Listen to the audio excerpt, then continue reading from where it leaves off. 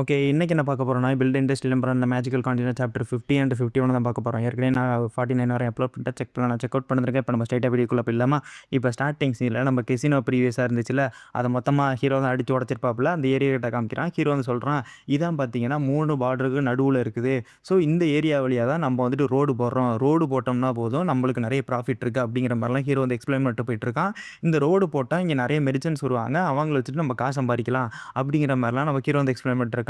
நம்மளோட elven going கேட்குறாங்க, ஆமா இங்கே கெசினோ இருக்குன்னு இருந்தா சொன்னீங்கல்ல, ஏன் இங்கே இருக்கிற எல்லா கெசினோவும் உடச்சி கிடக்குது அப்படிங்கிற மாதிரி அவங்க கேட்குறாங்க. ஹீரோ வந்து நினைக்கிறான், அது வந்து நான் தாங்க உடைச்சேன், ஆனால் இது உங்கள்கிட்ட சொன்னால் நீங்கள் நம்ப மாட்டீங்களே அப்படின்னு சொல்லிட்டு இப்போ அவன தெரியுமா சொல்கிறான், அங்கே இருக்க கெசினோலாம் பேங்க்ரப்ட் ஆயிடுச்சு, ஸோ அதனால தான் எல்லாம் அடிச்சு உடச்சிட்டாங்க அப்படிங்கிற மாதிரி ஹீரோ எக்ஸ்பிளைன் பண்ணிட்டு இருக்கிறான். ஆனால் கவலைப்படாதீங்க, நம்மளோட திட்டத்தில் பேங்க்ரப்ட்டுங்கிற ஒரு ஆப்ஷனே கிடையாது, எல்லாம் ஸ்மூத்தாக தான் போகும் அப்படிங்கிற மாதிரிலாம் ஹீரோ சொல்லிட்டு இருக்கான்.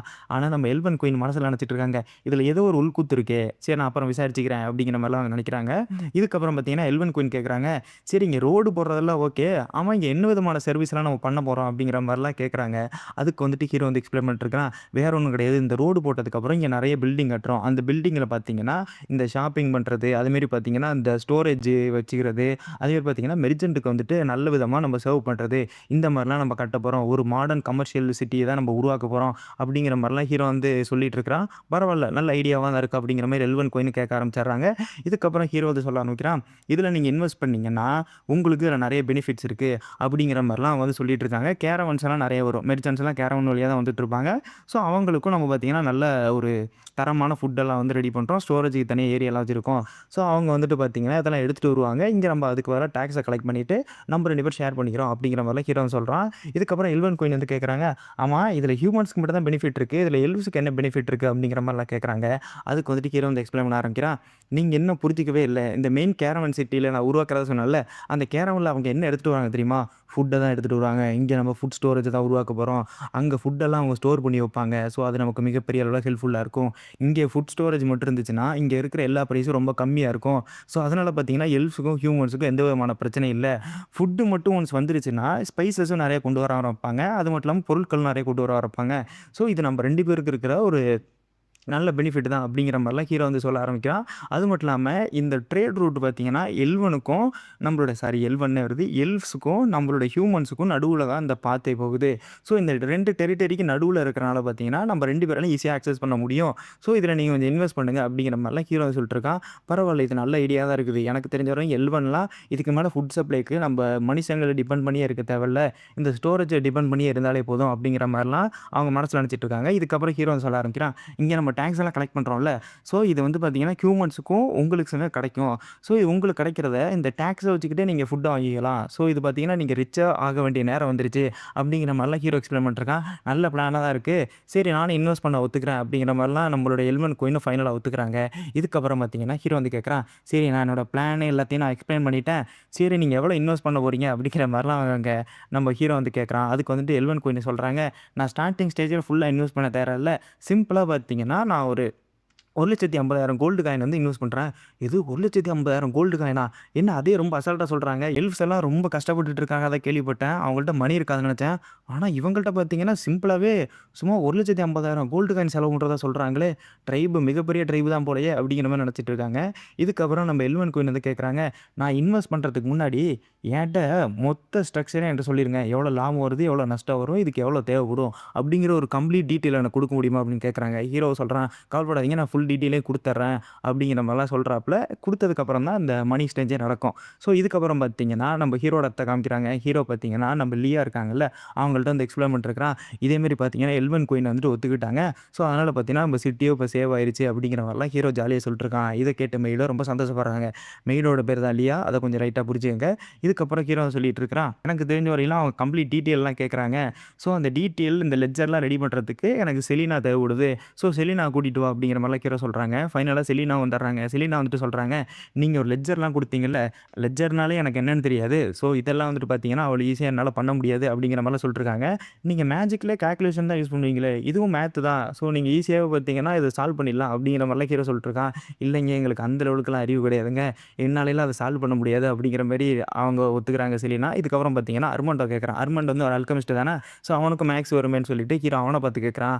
அர்மாண்டோ சொல்கிறான், என்னாலலாம் இது முடியாதுங்க, லெட்ஜர்லாம் இதெல்லாம் நம்மளால சமாளிக்க முடியாது. அதில உள்ள ஃபினான்ஷியல் கால்குலேஷன் என்னன்னே எனக்கு தெரியாது அப்படிங்கிற மாரி அவனும் சொல்றான். ஹீரோ ரொம்ப சோகமாக்குறாங்க. என்னடா இது! நம்ம ஊர்ல எவனுக்குமே ஃபினான்ஷியல் தெரியாதா? அப்படிங்கிற மாரி ஹீரோ யோசிச்சுட்டு இருக்காப்புல. இதுக்கப்புறம் பார்த்தீங்கன்னா, நம்ப மெய்டு வந்து சொல்ல ஆரம்பிக்கிறாங்க.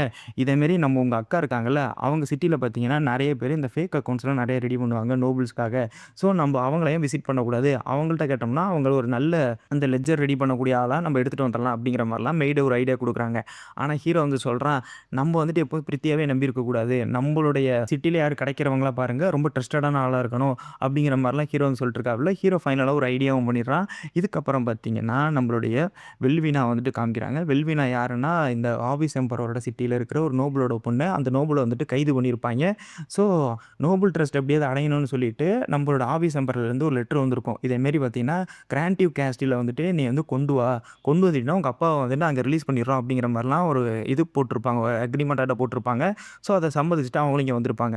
ஃபைனலா சிட்டிக்கு வந்துடுறாங்க. சிட்டில பார்த்தா இங்க இருக்க எல்லாருமே என்ஜாய் பண்ணிட்டுருக்காங்க. அங்க வந்துட்டு ஒருத்தர்ட்ட வந்து கேட்குறாங்க, "ஆமா சிட்டில எல்லாம் ரொம்ப என்ஜாய் பண்ணிட்டுருக்கீங்களே, என்னது இது? எதுவும் விசேஷமா?" அப்படின்லாம் கேட்டுட்டுருக்காங்க.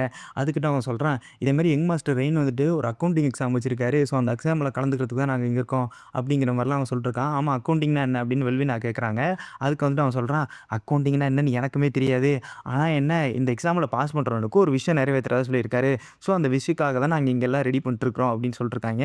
"ஓ! ஒரு விஷயம் நிறைவேத்துறாரா? நான் ரெயின் மாஸ்டர மட்டும் பார்த்துட்டேன்னா, இதேமாரி கிராண்ட் டியூக் கேசில வந்து விடுவிக்க சொல்லி நான் கேட்பேன். ஸோ, அவர் மட்டும் வெளிய வந்துட்டாருனாலே போதும், என்னுடைய அப்பாவும் வெளிய வந்துருவாரு." அப்படிங்கிற மாரி இப்ப வெல்வினா நினைக்கிறாங்க. ஸோ, இப்ப அவங்களும் பார்த்தீங்கன்னா கலந்துக்கிறாங்க. இதுக்கப்புறம் பார்த்தீங்கன்னா, ஏற்கனவே முன்னாடிலாம் நெறைய பேர் கலந்துட்டாங்கல்ல. ஸோ, அவங்கள பத்திலாம் காமிக்கிறாங்க. எல்லாரும் பார்த்தீங்கன்னா, மரணமா ரைட் பண்ணிட்டுருக்காங்க. எவனுக்கும் இந்த கொஸ்டின் சுத்தமா புரிய கிடையாது. அந்த லெவலுக்கு என்னடா அவரு சொல்ல வராரு அப்படிங்கிறத யோசிச்சு யோசிச்சு எழுதிட்டு இருக்காங்க. இதுக்கப்புறம் ஹீரோ வந்து மரணத்தனமா சிரிச்சுட்டு இருக்கிறான். எனக்கு மட்டும் இந்த ஃபேக் லெட்ஜர் ரெடி பண்ணக்கூடிய ஒரு ஆள் மட்டும் கிடைச்சிட்டானாலே போதும். எப்படியாவது நான் அந்த இன்வெஸ்ட்மென்ட் ரிலேட்டடான இஷ்யூ ஓரளவு தீர்த்துருவேன். இன்வெஸ்ட்மென்ட் இஷ்யூ மட்டும் தீர்ந்ததுன்னா, ஐடென்டிட்டி ஆட்டோமேட்டிக்காவே குரோ ஆகும். அப்படிங்கிற மாரி ஹீரோ ஒரு கற்பனை கோட்டைய கட்டிட்டு இருக்கிறாப்புல. அதில இடிய தூக்கி போடுற மாரி தான் ஒருத்தன் வர்றான். அவன் வந்து சொல்றான், "நான் எக்ஸாம முடிச்சுட்டேங்க" அப்படின்னு சொல்றான். அங்க இருக்கவங்க பார்க்குறாய்ங்க. "எப்புட்றா அதுக்குள்ள எக்ஸாம் முடிச்சா?" அப்படின்னு சொல்லிட்டு அங்க இருக்கவங்க ஷாக் ஆயிட்டு இருக்காய்ங்க. ஹீரோ மனசுல நினைக்கிறான், "பரவாயில்லையே இங்க இருக்கிறவங்க ரொம்ப ஜீனியஸா இருப்பாய்ங்க போலயே" அப்படின்னு சொல்லிட்டு அந்த எக்ஸாம் பேப்பர பார்த்தா தான் தெரியுது. வெறும் பேப்பர் எடுத்துட்டு வந்து நிக்கிறான். "என்னடா வெறும் பேப்பர் எடுத்துட்டு வந்திருக்கிற?" அப்படின்னு நம்ம ஹீரோ கேட்குறான். அதுக்கு வந்துட்டு அவன் சொல்றான், "எனக்கு ஒண்ணுமே புரியலைங்க. ஏதோ பேலன்ஸ் ஷீட்டுங்கிறீங்க. ஏதேதோ எழுதியிருக்குது. இதில ஒண்ணுமே எனக்கு புரியலைங்க. அதனால தான் உங்கள்ட்ட வந்துட்டு இந்த பேப்பர குடுத்துட்டு போலான்னு இருந்தேன்" அப்படின்னு சொல்றாய்ங்க. "டேய் ஒண்ணுமே தெரியலன்னா எதுக்குடா எக்ஸாம்ல கலந்துக்க வந்தீங்க? நீங்க ஏதோ விஷயம் நிறைவேத்துறதா சொன்னீங்க. அதனால தான் நான் இங்க வந்தேன். ஆனா பேலன்ஸ் ஷீட்ட பத்திலாம் எங்களுக்கு ஒண்ணும் தெரியாதுங்க. அதனால தாங்க நான் அப்படியே பேப்பர் குடுத்துட்டேன்." "அட லூசு பயல! எதுக்குடா எக்ஸாம் எழுத வந்து என் டயத்த வேஸ்ட் பண்ணிட்டுருக்கிற?" அப்படின்னு சொல்லிட்டு போய் ஹீரோ திட்டி அனுப்பிச்சு விட்டுர்றான். இதுக்கப்புறம் மத்த கேண்டிடேட்ஸ் எல்லாம் பார்த்தீங்கன்னா, அந்த எக்ஸாம் முடிச்சிருப்பாய்ங்க. ஃபைனலா பார்த்தீங்கன்னா, அந்த ரிசல்ட் எடுத்து பார்க்குறான். எல்லாமே பார்த்தீங்கன்னா, ரொம்ப கேவலமா இருக்கு. என்னத்த எழுதி வச்சிருக்கிறாய்ங்க. ஒருத்தன் கூட உருப்படியா எழுதல அப்படிங்கிற மாரி ஹீரோ புரிஞ்சுக்கிறான். அதில ஒரு லெட்டர் எடுத்து பார்க்குறான். அதில வந்து எழுதியிருக்கா, "என்னோட பொண்ணு வந்திருக்காங்க. அவங்கள நீங்க மேரேஜ் பண்ணி வைங்க" அப்படிங்கிற மாரிலாம் சொல்றாய்ங்க. அட இத்து போன செத்து போனவைங்களா! உங்களை பேலன்ஸ் ஷீட் கால்குலேட் பண்ண சொன்னா, என்னைய பேலன்ஸ் பண்ண ரெடி பண்ணிட்டுருக்கீங்களா? அப்படிங்கிற மாரி ஹீரோ வந்துட்டு காண்ட் ஆயிட்டு இருக்கான். இதுக்கப்புறம் ஹீரோவுக்கு புரிஞ்சிருது. ஓகே இந்த சிட்டில எவனுக்குமே மேக்ஸ்னால என்னன்னு தெரியாது போல. அப்படிங்கிற மாரி ஹீரோ கன்க்ளூடுக்கு வந்துர்றாங்க. இத வெல்வினா பார்த்துட்டு நினைக்கிறாங்க, ஓகே அவர் ரொம்ப டிசப்பாயின்ட்மென்ட்ல இருக்காரு. இப்ப இந்த எக்ஸாம்ல மட்டும் நம்ம பாஸ் பண்ணிட்டோம்னாலே போதும். நம்ம ரெய்ன வந்து பார்த்துடலாம். ரெய்ன பார்த்துட்டா கிராண்ட் டியூக் கேஸ்டில்லேருந்து காப்பாத்திடலாம். காப்பாத்துனா எங்க அப்பாவ காப்பாத்திடலாம் அப்படிங்கிற மாரிலாம் அவங்க மனசுல ஒரு மனதளவுல கால்குலேட் பண்ணிட்டுருக்காங்க. இதுக்கப்புறம் அங்க சோல்ஜர் கேட்குறாங்க, "நான் வந்து ஒரு டூரிஸ்ட்டுங்க. நானும் இந்த எக்ஸாம் எழுதலாமா?" அப்படின்னு கேட்குறாங்க. எழுதலாம். இதெல்லாம் ரூல்ஸ்க்குள்ள தான் வருது. நீங்களும் எழுதி பாருங்க. ஆனா என்ன யாருமே இந்த எக்ஸாம கிளியர் பண்ணல அப்படிங்கிற மாரி அந்த சோல்ஜர் எக்ஸ்பிளைன் பண்ணிட்டுருக்காங்க. நம்ம வெல்வினாவும் அந்த கொஸ்டின்லாம் எடுத்து படிச்சு பார்க்குறாங்க. "என்னடா இது சிம்பிள் கால்குலேஷனா தானே இருக்கு" அப்படின்னு சொல்லிட்டு அந்த கொஸ்டின படிக்கிறாங்க. அந்த கொஸ்டின்ல என்ன தெரியுமா எழுதியிருக்கு? இதே மாரி 8000 கோல்டு காயின் இருக்கு. 5000 கோல்டு காயினுக்கு மேல ப்ராஃபிட்ட பார்த்தோம்னா, நம்ம 30% பார்த்தீங்கன்னா கவர்மெண்ட்டுக்கு டாக்ஸ் கட்டணும். அதாவது ஹீரோட இடத்துக்கு. ஆனா என்ன இது எப்படியாவது 5000 கோல்டு காயினா மாத்தணும். என்னோட ப்ராஃபிட் 5000ன்னு சொல்லிட்டு, அப்போ பார்த்தீங்கன்னா டாக்ஸ் கட்ட தேவையில்ல. இதுக்கான கால்குலேஷன நீங்க போடுங்க அப்படிங்கிற மாரி எழுதியிருக்கு. இது ரொம்ப சிம்பிளா தானே இருக்கு. எல்லா நோபல் மாரி இவரும் ஃபேக் லெட்ஜர கிரியேட் பண்றதா ட்ரை பண்றாரு போல. அப்படிங்கிற மாரி இவரும் புரிஞ்சுக்கிறாங்க. நம்ம வெல்வினா வந்துட்டு நினைக்கிறாங்க, ஹீரோ வந்துட்டு எல்லா நோபல் மாரி மோசமானவன் தான் போல அப்படின்னு நினைச்சிட்டு இருக்காங்க. இதுக்கப்புறம் பார்த்தீங்கன்னா, அவங்களும் கடகடன்னு எழுத ஆரம்பிக்கிறாங்க. ஏன்னு பார்த்தீங்கன்னா, அவங்களுக்கு புத்திசாலித்தனம் ரொம்ப அதிகம். அதுவும் ஃபினான்ஷியல் நாலேட்ஜ் ரொம்ப அதிகம். ஓகேவா? அங்க இருக்க கான்டினென்ட்க்கு தெரியாது. இவளுக்கு வந்துட்டு இவ்வளோ புத்திசாலித்தனம் இருக்கான்னு சொல்லிட்டு. ஸோ, இதுக்கப்புறம் அவனும் எழுத ஆரம்பிக்கிறான். ஹீரோ ஒரு பேப்பரா பார்த்துட்டு இருக்கான். எல்லாத்தையும் காண்டாயிட்டு இருக்கிறான். என்னடா இத்து போன, செத்து போனலாம் எழுதி வச்சிருக்கீங்க அப்படின்னு சொல்லிட்டு.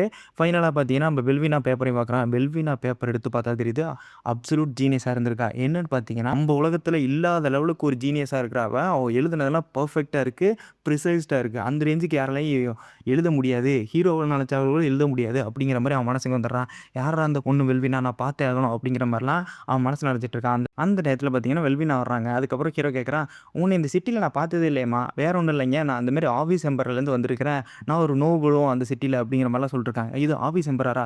நம்மளுக்கு ஆப்போசிட் நேஷன் ஆச்சே! நம்மள அட்டாக்லாம் வேற பண்ணாங்களே! அப்படிங்கிற மாரி சொல்லிட்டு அங்க சோல்ஜர்ஸ் எல்லாம் கைது பண்ற மோட்டிவ்ல வர்றாங்க. அந்த டயத்துல தான் ஹீரோ வந்து சொல்றான், "எல்லாம் கொஞ்சம் தனியா இருங்க. நானும் அவளும் கொஞ்சம் தனியா பேசிக்கிறோம்." அப்படிங்கிற மாரி ஹீரோ சொல்றப்ப, "சரி நீ என்ன ப்ரொபோசல்லாம் வந்திருக்கிற? எதுக்காக வந்து இந்த எக்ஸாம்லாம் எழுதுன?" அப்படின்னு கேட்கும்போது, அவங்க வந்து சொல்றாங்க, "நான் நெகோஷியேட் பண்ண தான் வந்தேன்." அப்படிங்கிற மாரி அவங்க சொல்றாங்க. ஹீரோ பார்த்துட்டு இருக்கான். நெகோசியேஷனா?